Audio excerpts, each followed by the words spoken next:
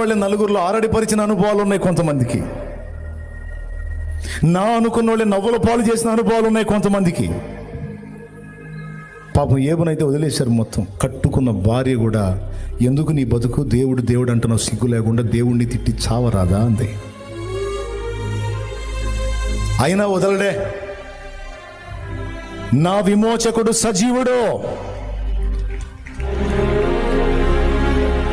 నేను వెళ్ళే మార్గము నా ప్రభుకే తెలుసు. ఇది శోధన గడియ, నాకు శోధింపబడిన తరువాత నేను సువర్ణంగా మారుతాను. నేను మరలా నా పూర్వపు వైభవాన్ని నేను పొందగలను. నా దేవుని చిత్తమైతే చెయ్యగలడు.